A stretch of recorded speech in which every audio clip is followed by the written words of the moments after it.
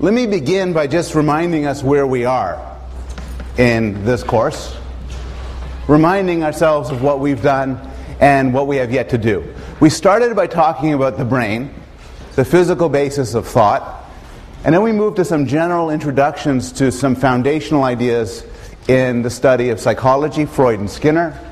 We spent a bit of time on more cognitive stuff, development, language, vision, memory. Then we took a little break and Nadine told us about love. Then we dealt with the emotions, rationality, and evolution. And a lot of that, what we learned, particularly regarding the evolution of the mind, provided supporting material for what follows. We learned about cognitive neuroscience using the study of face recognition as an important case study. Human differences, behavioral genetics, nature and nurture, sex and food. My lecture was on sex. Dr. Brownell came and spoke to us about food. Today, morality. Next week, social thought and social behavior. Mysteries. Basically, a series of topics that don't fit anywhere in the course and really make psychologists scratch their heads. These topics are sleep, laughter, and religion. Mental illness, 2 lectures on madness, what can go wrong in your minds, and a last lecture on happiness. And then you're just done. You know a lot of psychology and a lot of stuff, and you're well prepared for your ultimate major in psychology, ultimately graduate training at a good school. How many people here are either psych majors or expect to become psych majors? Cognitive science. So you could raise your hand too. Okay, good. It's nowhere near enough. And so I'll ask the question again. Once you deal with happiness and then mysteries, you're really not going to want to... What is there? Chemistry? Anthropology? Pre-med? Give me a break. Okay. We're going to deal with 3 facets of morality. We're going to talk about moral feelings, moral judgments, and then moral action, with particular focus on why good people do bad things, which will lead us to review and discuss the Milgram study, which was presented in the movie on Monday. Now, moral feelings is what we'll start off with. And we've already discussed this in a different context. The question is, how could moral feelings evolve? So moral feelings we could view as feelings of condemnation, shame, emotions like that, shame, condemnation, pride, righteous anger, but also simple affection, caring for other people, wanting to do well by them, being upset if an injustice is to be done by them. And you might think that the existence of these feelings is a mystery from an evolutionary point of view. If evolution is survival of the fittest, nature red in tooth and claw, how could animals evolve moral feelings? But in fact, we know the answer to this, and there are 2 answers to this. One answer is kin selection.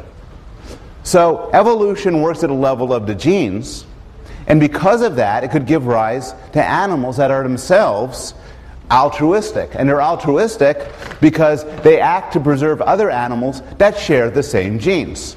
And so I'm not going to spend any time on this because we've discussed in detail, but we know from previous lectures that people will be generous to others, and there's an evolutionary explanation for your generosity towards kin. It can be mathematically worked out. Your caring, your moral feelings towards other creatures to the extent of the proportion of genes that you share with them. The most altruistic behavior of all, giving your life to help another, can be explained in cold-blooded evolutionary terms. Animals that are altruistic, even to the point of dying to help another, those genes will, under some circumstances, be preserved over the genes of people who are less caring. And that is one force towards kindness. A second force towards kindness is cooperation. Even if animals are unrelated, they are nice to one another. Animals will give warning cries. They will groom at one another. They will exchange food. And the reason for this is that animals have evolved, our minds have evolved, to enter into sort of cooperative situations with other people and to surmount prisoners' dilemmas, to surmount deception and cheating. This gives rise to some emotions, including emotions that could be viewed as moral emotions, like guilt and anger. And again, grounds altruistic behavior in an evolutionary perspective. This is all by means of review. But the question you can now ask is, fine, that's why moral feelings might evolve. But what do we know as psychologists about the emergence and nature of moral feelings in individuals? What's the psychology of moral feeling? And this is an issue I'm going to talk about now, but I'm going to return to next week when we deal with issues such as liking and disliking, racial prejudice, and other things. But I want to deal now with a couple of interesting case studies about moral feelings from a psychological point of view. The first one I want to deal with is empathy. And empathy has different definitions, but we can simply view it as the feeling that your pain matters to me. If you are hurt, that is in some sense painful for me. If you are sad, that affects my own mood. I am not a selfish creature. I am built, I am hardwired to be attuned to your pain.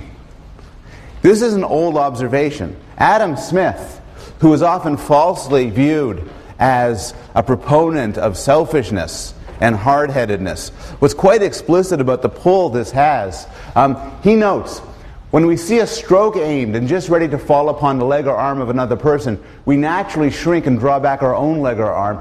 And when it does fall, we feel it in some measure and are hurt by it as well as the sufferer. If you see somebody being kicked in the groin in a movie, you might yourself tense up. If you see somebody bang their thumb with a hammer, you might cringe. Here's a good illustration of somebody in anticipatory pain. Now, it's a very British face, actually. Now, we know certain things about this empathy, some which might be surprising. The pain of others is aversive even for babies.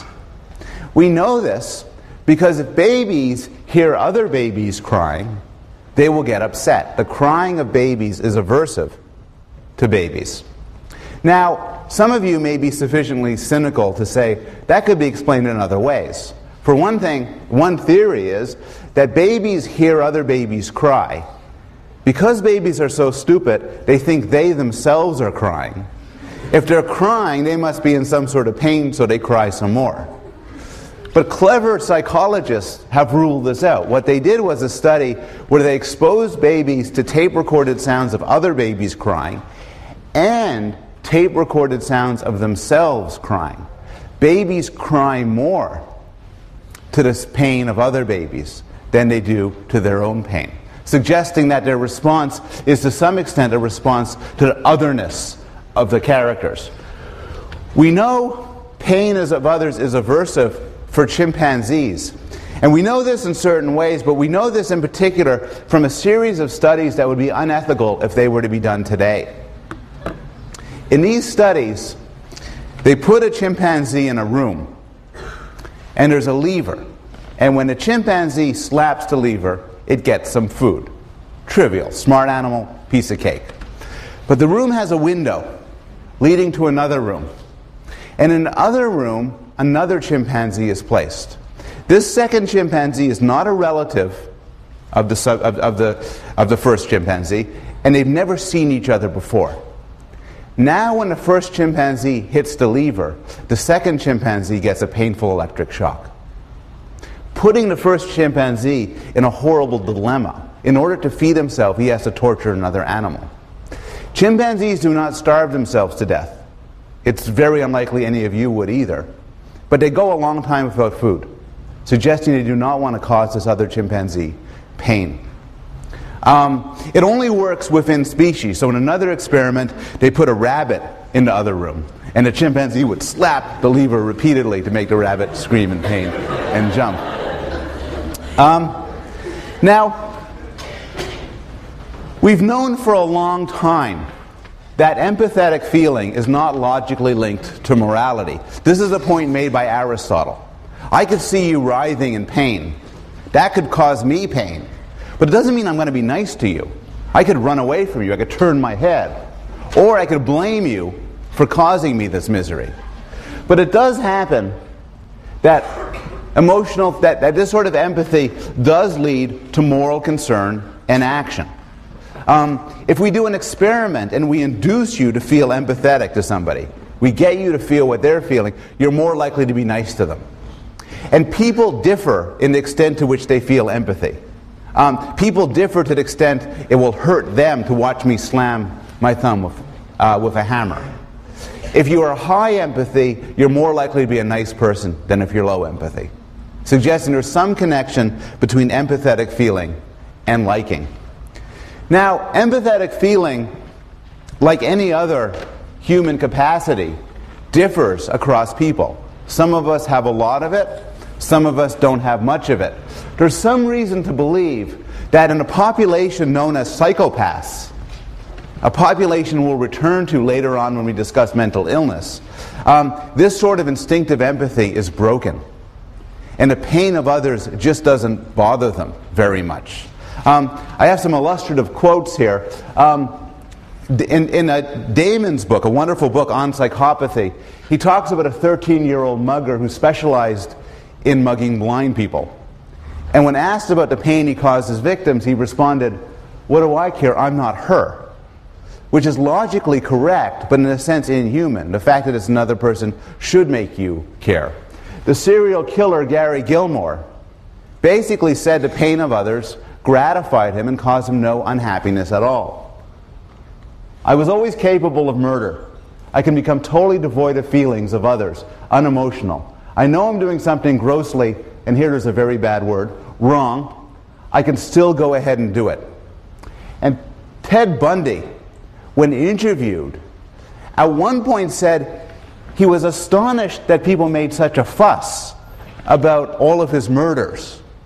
Because he said, I mean, there are so many people. And if any of you here are nodding in agreement at these sentiments, that's not such a good sign. These are particularly callous and cold-blooded statements, suggesting that this instinctive empathy, this aspect of moral thought, is present in most of us, but not in all of us. The second case study of moral feeling is in-group and out-group. In our affections, in our caring, who we like, who we feel close to, whose pain bothers us, we are not indiscriminate. I care a lot more about my children than I do about my friends. And I care more about my friends than I care about strangers. We're all like that. We also favor our group over others. In every possible way. You are a member of many groups. You are men, you are women, you're Yale students, you're young, you're white, you're black, you're Asian. You're a member of these groups, and as we will discuss repeatedly when we talk about social cognition and social behavior, this membership matters a lot to you. What's particularly interesting is even groups that are formed, that you're not born with, that are formed on the fly, exert a huge amount of control over your moral feelings and moral attitudes. And the best example of this is discussed in detail in the textbook, and this is the Robbers Cave study. And this Robbers Cave study serves as a nice illustration of morality in everyday life. The study was 11 and 12-year-old boys at a camping program. These were well-adjusted, pretty rich kids, racially homogeneous, and they were put into separate cabins, and the cabins were given leaders, and they gave themselves names. Being unimaginative boys, they call themselves the Eaglers and the Rattlers. But as what happened was, being separated, they developed distinctive cultures. And when these groups were set in competition against each other, the eagles versus the rattlers, the within-group intensity grew. Eagles began to care a lot more about other eagles than about anybody else. So there's within-group solidarity, and then there were negative stereotypes. So these groups developed different cultures. It was a randomly cut apart, kind of like Yale colleges actually, where you get a random assortment of people. But despite the fact that the assortment is random, the division is random, cultures begin to emerge. The eagles prided themselves on being clean living, not using cuss words, and treating each other with respect. They viewed the rattlers as dirty and tough, and kind of slovenly slobs. The rattlers viewed the eagles as goody-goody kids. It's cruel. Finally, it all devolved into hostilities, raids, and violence. The eagles burnt a rattler's banner. Cuss words were occasionally used. And so Sharif, the psychologist designing all of this, went, excellent. And then the problem, he then says, now we've created two different warring cultures. That was fun. What do we do to make them friends again? And then we figured how to, now we've done that, and this will solve all sorts of problems.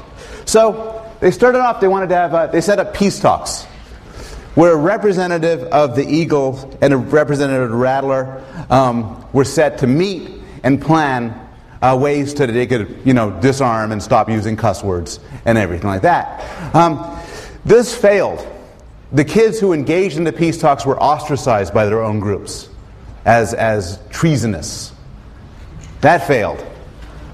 They decided to set up individual competitions, like the Olympics, where people wouldn't compete as eagles or rattlers, but rather they would compete as individuals.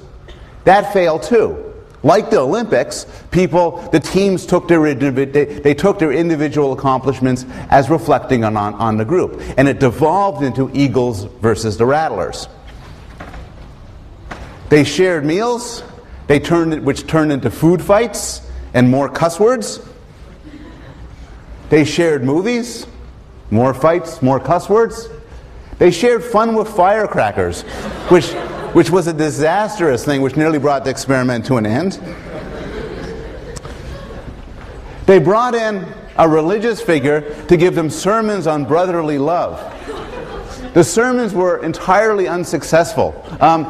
What's interesting is they took them to heart. These were good kids. They were respectful of religious authority.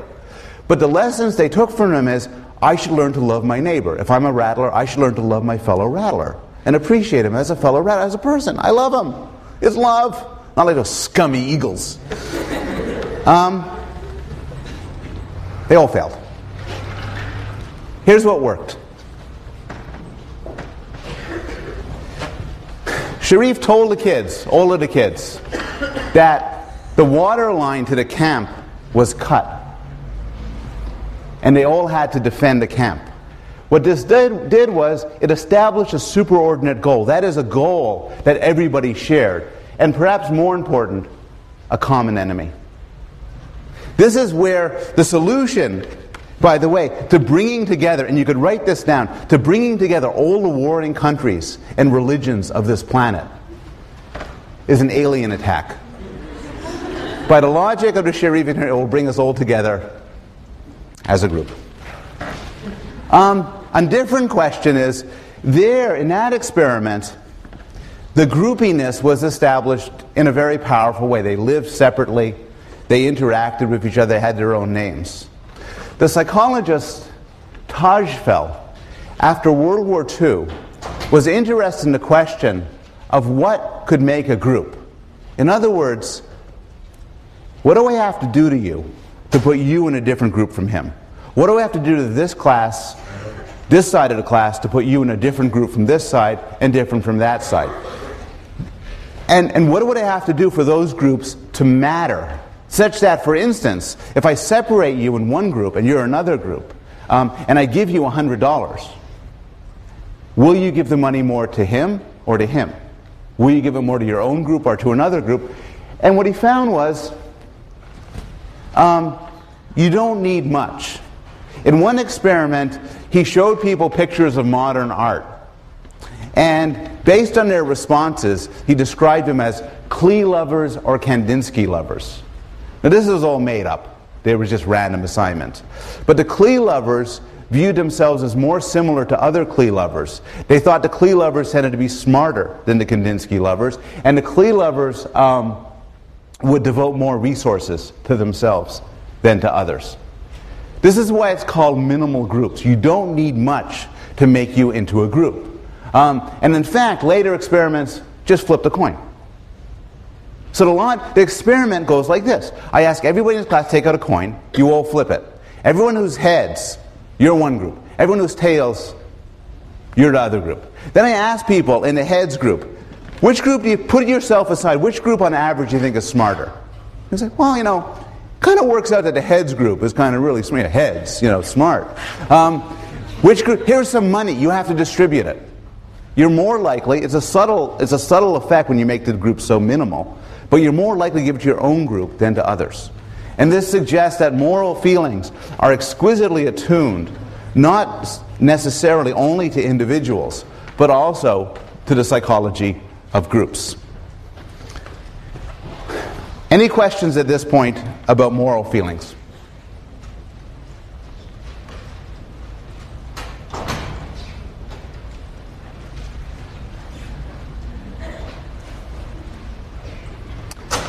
Yes? Whether how you form into groups, how is that morality? It's morality. It bears on morality because it bears on... So the question is, how does group membership, how does that relate to the topic of morality? And the answer is, the moral feelings we're talking about are feelings like empathy and caring.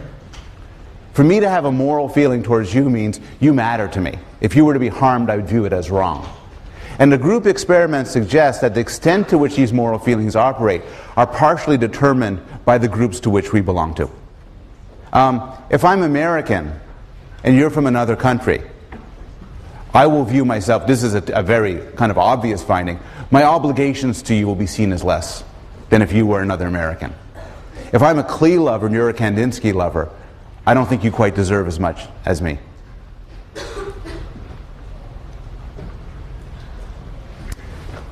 Moral judgment is an area that is tremendously exciting, and there's a lot of recent research on this. By moral judgment, I mean not empathetic feelings, not feelings of caring and love or approval and disapproval.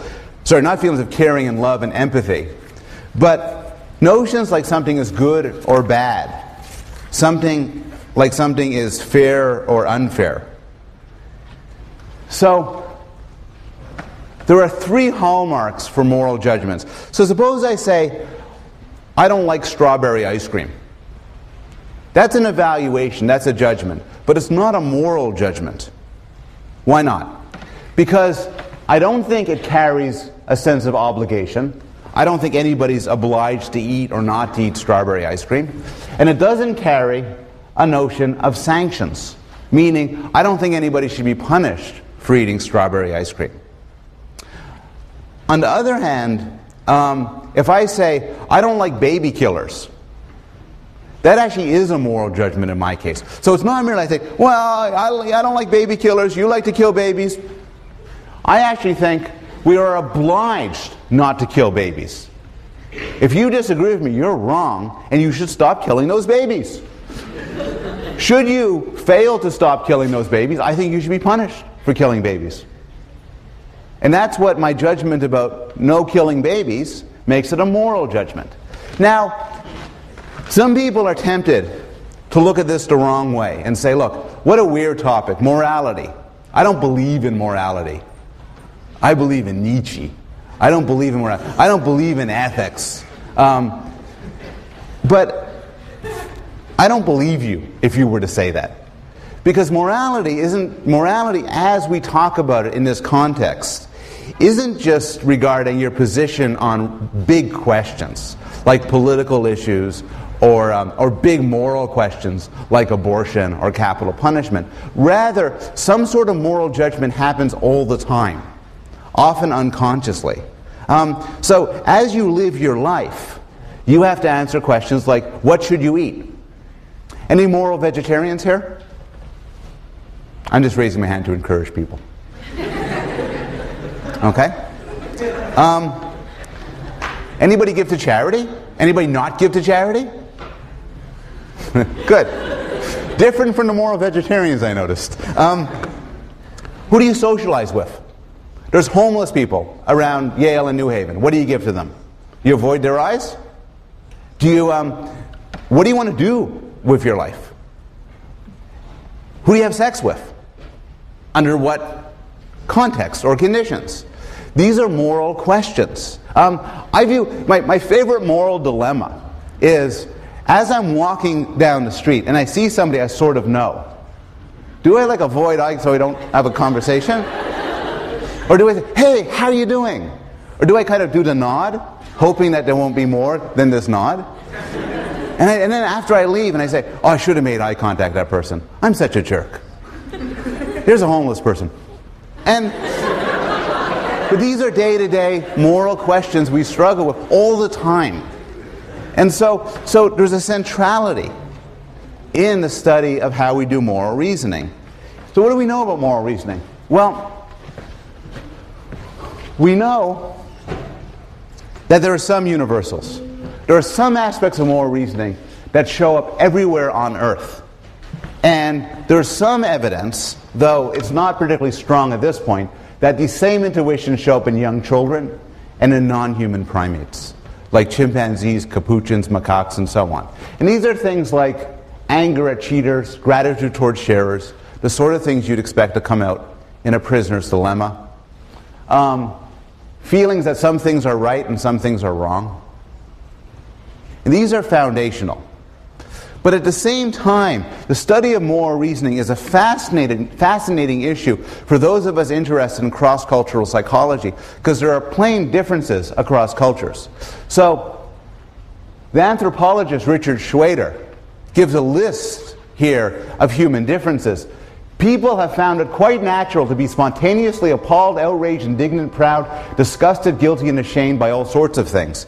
Then there's a long list: masturbation, homosexuality, sexual abstinence, polygamy, abortion, circumcision, corporal punishment, capital punishment, Islam, Christianity, Judaism, capitalism, democracy, flag burning, miniskirts, long hair, no hair, blah, blah. Parents and children sleeping in the same bed, parents and children not sleeping in the same bed, women being allowed to work, women not being allowed to work. If I put it down in a list and got people to tick it off, what you all thought, there would be some differences.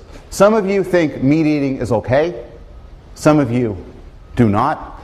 Some of you might have different views about divorce. Most of you believe women should be allowed to work. Most of you will be in favor and not morally scolding of homosexuality. You'll be lukewarm about polygamy. Nobody will like abstinence, and so on. But if we gave that same list to people in a different culture, they tick off entirely different things. These are ways in which people vary. I don't think people vary in their feelings about baby killing. I don't think people vary about the feelings of, I do something for you, and then you don't do something for me. I think that's gut level, hardwired, evolved to solve prisoners' dilemmas. But these are important issues, and these vary a lot from culture to culture. And a good theory of psychology has to explain how these differences arise. And Schwader has a theory which is quite interesting. Schwader argues that there are three styles of thought, three different frameworks of moral thought, three different ethics. There's an ethics of autonomy. This is what moral philosophers within our culture view as morality. Notions of rights, of equality, of freedom. But many cultures focus on an ethics of community, bringing together duty, status, hierarchy, and interdependence. Other cultures focus more on an ethics of divinity, where notions such as purity, sanctity, pollution, and sin are relevant. So, for example, when we're talking about the rights of men and women and what they should be allowed to do, many people in our society, following an ethics of autonomy, will argue that they should have equal rights in all domains of behavior. Since they're sentient, free creatures, they should have a right to do whatever they want unless there's a compelling argument against it. And the compelling argument would have to involve some infringement of the freedom of other people. On the other hand, if you're in an ethics of community, you might argue that men and women have different rights and different responsibilities. They may be born to perform certain things, and as such, they're duty-bound to follow them. If you're from an ethics of divinity, you may appeal to religious injunctions against certain actions and behaviors. And these may differentially restrict the behavior of men and women. You might believe, for instance, that women should not prepare food when menstruating because it would contaminate the food. You may believe that there's severe restrictions about who could have sex with one another that don't have to do with human rights and human freedom. It has to do with the way things should be because of issues of pollution and sin. Now, Western cultures, as I said, are highly invested in an ethics of autonomy. And so debates we have in our culture tend to be framed in terms of an ethics of autonomy. If we have a debate about abortion in this class, some people might say, look, the fetus is a sentient being, and as such, it has a right to survive and shouldn't be killed by its mother. Other people would argue, no, a woman has full freedom over her own body, and as long as the fetus is within the body, she has a right to control it. If we're arguing about hate speech, we could talk about the balance between the rights to freedom of speech versus the right to a certain quality of education free of harassment and humiliation. Those are the way we frame things. But one of the more interesting discoveries in this field is that although people think that they're governed by the ethics of autonomy, even people within our culture, even highly educated people within our culture, even people like you, show moral judgments that are not quite as simple. So this is the work of Jonathan Haidt at University of Virginia. And Haidt finds if you ask people, they believe in our culture that they hold to an ethics of autonomy. If it doesn't harm anyone, it's okay. So if I was to ask you your attitudes about sex, most of you, not all of you come from different cultures, you have different attitudes, but most of you would say sex between consenting adults is okay as long as nobody gets hurt. As long as nobody gets hurt, people's rights are respected. So gay marriage, for instance, or gay sex would be okay with you because it is nobody is harmed and these are consenting adults. Haidt points out that there are certain problems with this argument, and he illustrates these problems with stories like this. Julie and Mark are brother and sister. They are traveling together in France on summer vacation from college. One night they are staying alone in a cabin near the beach. They decide it would be interesting and fun if they tried making love. At the very least, it would be a new experience for each of them. Julie was already taking birth control pills, but Mark uses a condom too, just to be safe. They both enjoy making love, but they decide not to do it again. They keep that night a special secret, which makes them feel even closer to each other. What do you think about that? Was it okay for them to make love? Who says yes? Good. I know some people say yes, shoot their hands, and they look around in astonishment that no one else is with them. Who says no? Hey, who's not sure? You're not sure. That's the weirdest of all. Haidt finds that the distribution, even among this, if you look, if you go home and you ask your parents, you say, "Ooh, what are you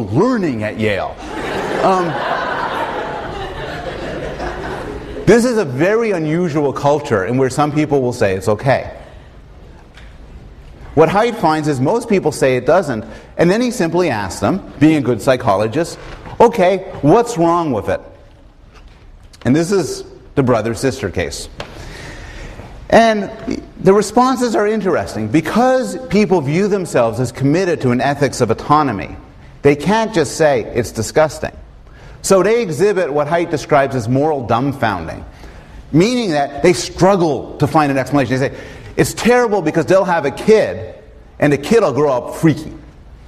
And then the experimenter, it's an interview situation, says, well, no, remember, they're both using a lot of birth control. Maybe she's underage. No, not underage. And finally, it's just wrong. Similarly, another one of his scenarios...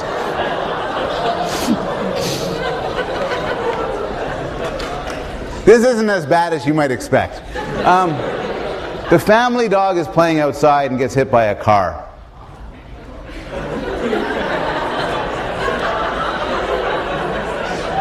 They bring it in and they say, oh, Fido's dead, Fido's dead. But what's for dinner? So they cook it and eat it. Who says it's okay? Good. Who says it's not okay? Okay. Then they notice that their toilet is kind of dirty. But whoa, there's an American flag.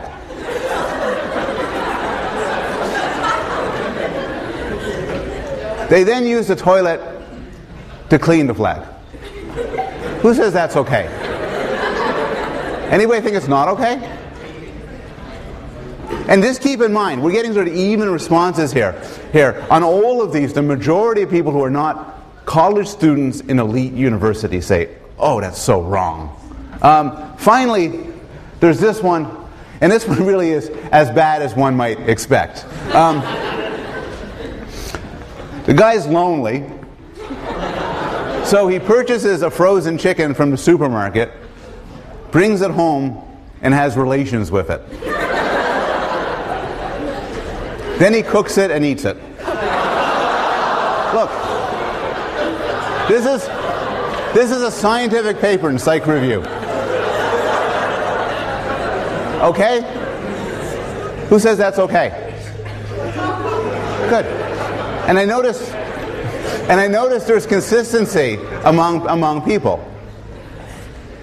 The people who think it's okay have every right to say that they believe, if they really sincerely believe it's okay, they are committed to an ethics of autonomy. Those of you who think it's not okay, none of these, should ask yourself why. And should then scrutinize your reasons. People are very smart, and they could easily present reasons why. They can say, oh, disease. But these reasons tend not to be sincere. If you take away the considerations, the reaction stays. And these are then interesting case studies of how our moral judgment is governed by factors that we might not be conscious of. Our moral intuitions can surprise us.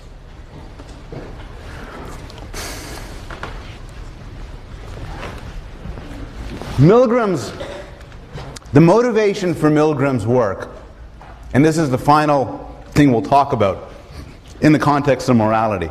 The motivation for Milgram's work was the Holocaust. And he was interested in exploring why such a thing could happen.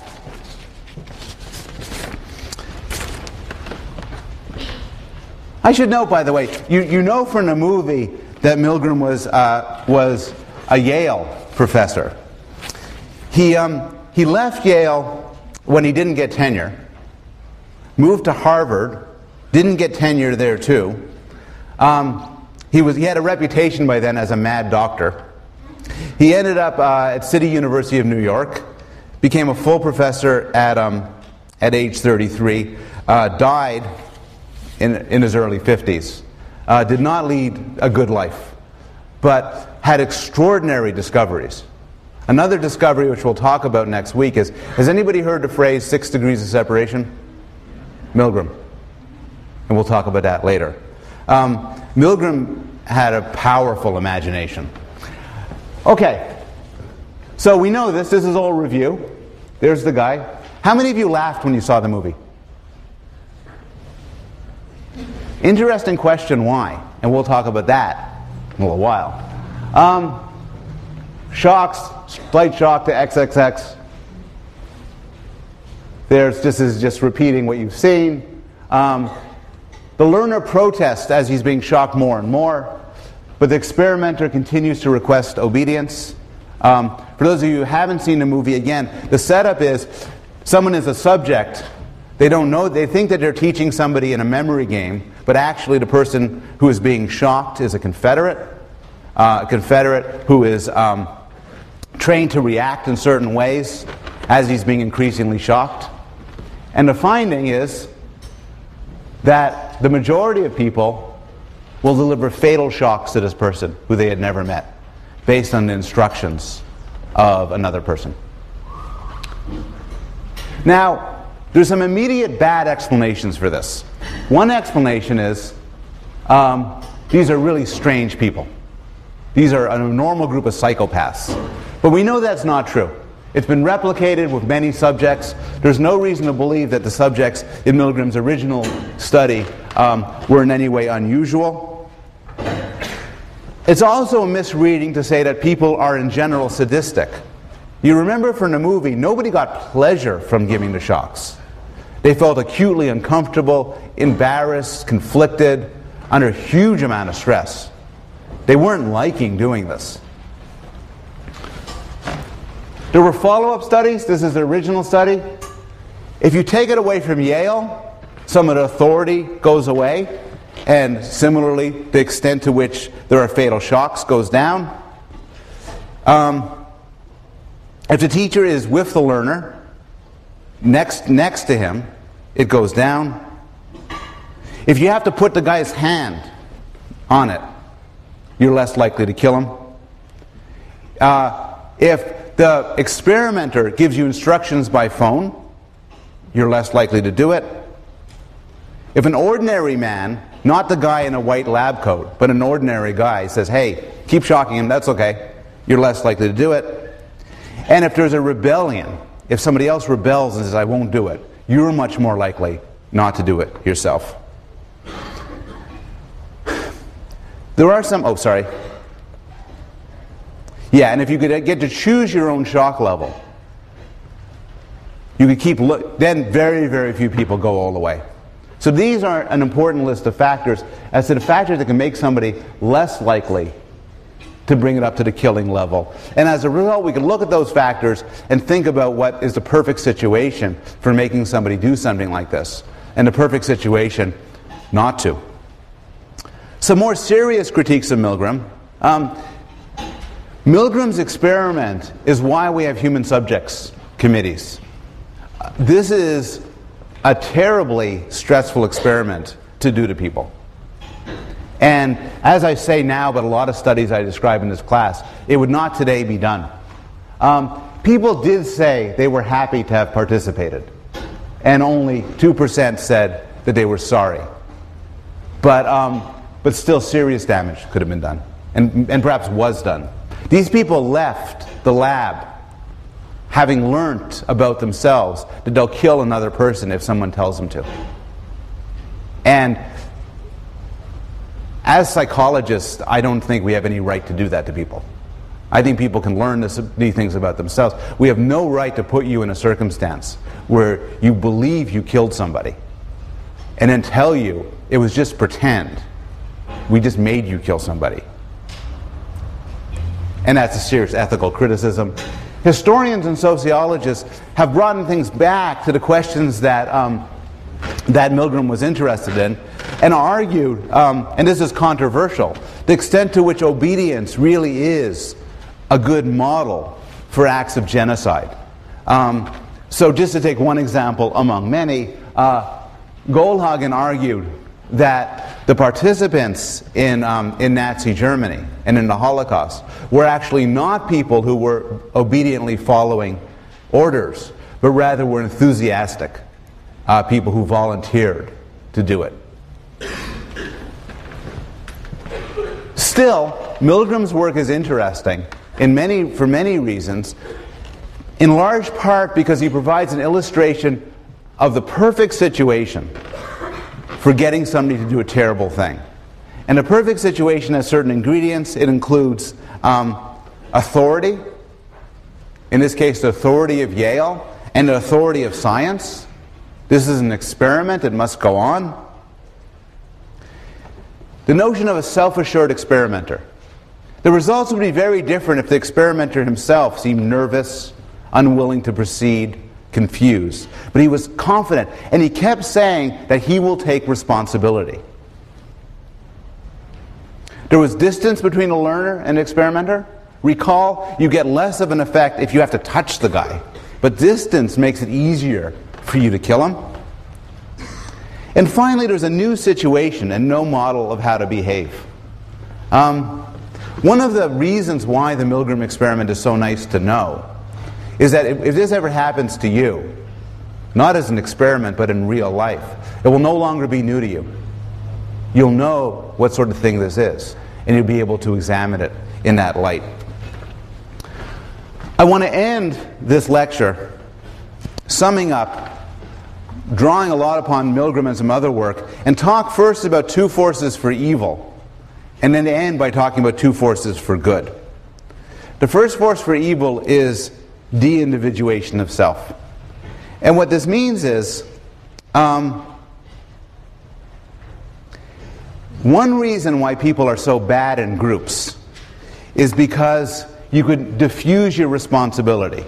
If I'm running through the street alone with a baseball bat smashing through windows, it's me, and I know it's me. If I'm with 20 other people, it's not me anymore. It's part of the group. And I don't feel as bad. Responsibility becomes diffuse. One of the powers of a group, then, is it diminishes responsibility. You could diminish responsibility in other ways. Another way of diminishing responsibility is you could accept orders. It's not me, I'm just an instrument of somebody else telling me what to do. And yet another way of diminishing responsibility is anonymity. Here's a question. In so many violent acts, and so many people go to war, what they do is they paint their faces, or they put on masks. Why? Well, there's anonymity from others. If I'm wearing a mask as I do my terrible stuff, nobody will know it's me. But there's also a psychologically liberating effect. If I'm anonymous, it's not me, and I could do terrible things without feeling the same moral responsibility. This analysis has explained why people don't always help others in need. If there's a group, responsibility to help decreases. And this is captured in different ways, but the main idea is we all think someone else will help, so we don't. There's a diffusion. This just summarizes some studies, some famous studies supporting this. And the classic example, which is discussed in detail in the textbook, is the Kitty Genovese case, where somebody was murdered in the common lot that apartment buildings surrounded, while dozens of people watched. Dozens of good, normal people watched and did nothing. If there's some advice I've heard on this, which is pretty good advice, if you're ever in a predicament on a city street, you have a heart attack, you broke your leg, you're being mugged and everything, and this is based on the research, screaming help is often not very successful. Because if I'm with 10 people and there's somebody screaming help, I look up to the other 9 people. They're not doing anything. They're looking at me. I'm not doing anything. We keep walking. What is useful is point to somebody and say, you in the green sweater, call the police. And the psychological evidence is if I'm wearing a green sweater and somebody asks me to call the police, I will call the police. I'm a good guy. I wouldn't sit aside when somebody's being harmed. On the other hand, if somebody says, somebody call the police, well, I got things to do. And so, diffusion of responsibility explains both when we're willing to do terrible things and also when we're willing to help people who are in trouble. Denigration of others. There's a lot of ways to make other people matter less. So this is the flip side. The way to do terrible things, one way to do terrible things is to lose yourself so you're not an individual anymore. But another way to do terrible things is so that the person you're doing it to isn't an individual. How do you do that? Well, you have psychological distance or physical distance. I'm more likely to kill you if you're very far away than if you're close. I could describe you and start to think about you, not as a person. And language can be used for this. Instead of people, you could use terms like cargo. Instead of murder, extermination. Humor is very powerful in denigrating and demoting people. When you start laughing at somebody, you think of them as less of a person. And we'll get to that a little bit more when we talk about laughter. You could take away their names. One of the more interesting things in the United Nations Declaration of Human Rights is a very interesting right. It says every person has a right to a name. And you might think, what a strange right. But there's a cleverness to it. When you take away somebody's name, they matter less. People have names. People have distinct individual names that mark them as people.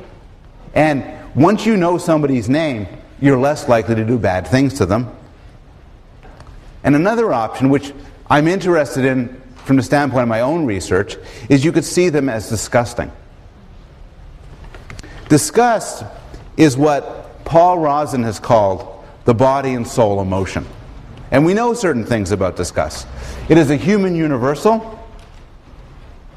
It is a basic emotion with a characteristic facial expression. Remember Paul Ekman's work on the basic emotions, the universals of emotional expression?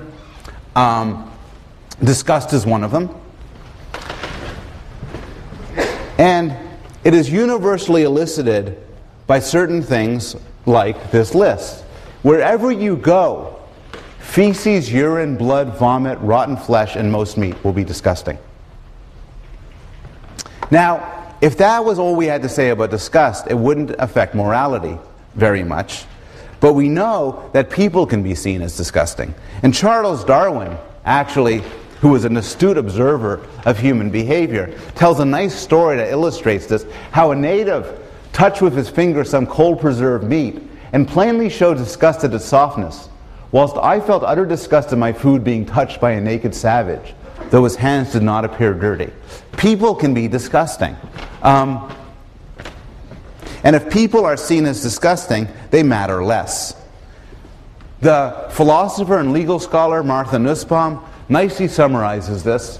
Thus, throughout history, certain disgust properties have repeatedly and monotonously been associated with Jews, women, homosexuals, untouchables, lower class people. All of those are imagined as tainted by the dirt of the body.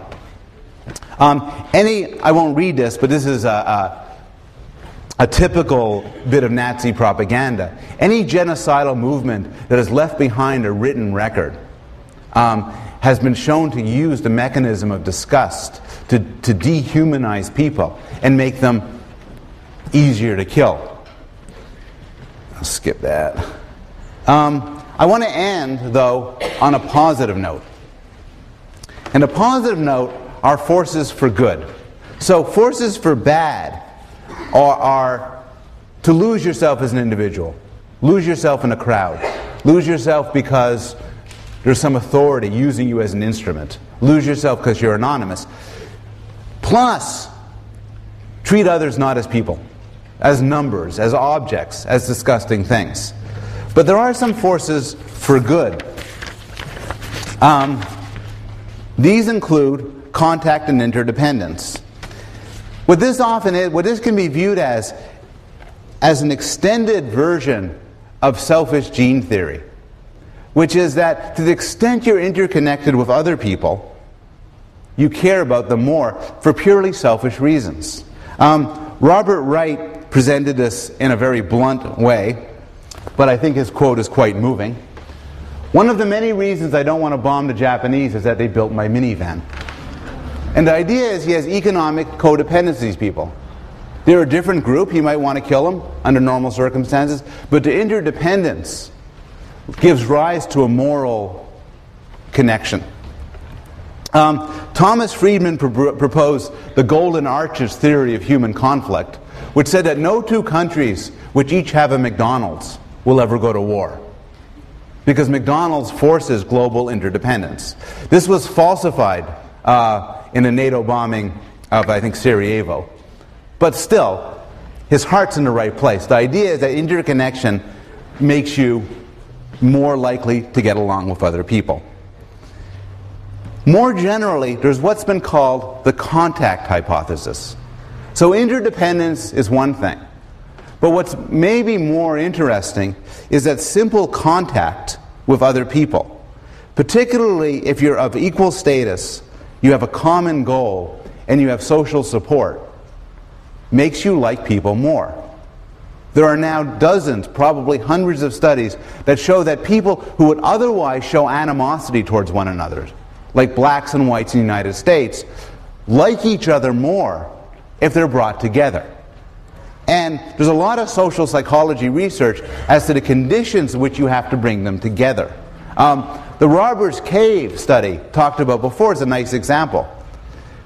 It was not easy to bring them together, but when they had a common goal that brought them, that caused the interconnection, and then the contact led to moral feeling. The military is a superb example. The military in the United States was a situation which brought together people who wouldn't otherwise have any contact, and they liked each other. There's been study after study showing that people in the military who were otherwise, for instance, racist, after working with people of different races, liked them more. Because you had all of the right ingredients. They worked together for a common goal. The military supported bringing these people together, and they were brought together on an equal and fair footing. There's, of course, a lot of debate about universities, like Yale, to the extent which they promote interdependence. They promote positive contact between groups. And you could think of yourself as an exercise. If these are the conditions for contact, to what extent are they met in a university setting? Between, say, blacks and whites, people from the American South versus people from the American North, people from other countries versus people from the United States. And I know there's debate on campus about the extent to which there's segregation within the Yale community. And you could ask yourself about the extent of that segregation and how that reflects what role that should play with regard to the contact hypothesis. Finally, and this is the last thing I'll say, if you take another person's perspective, you'll care more about them. This is the final force for good from a moral perspective.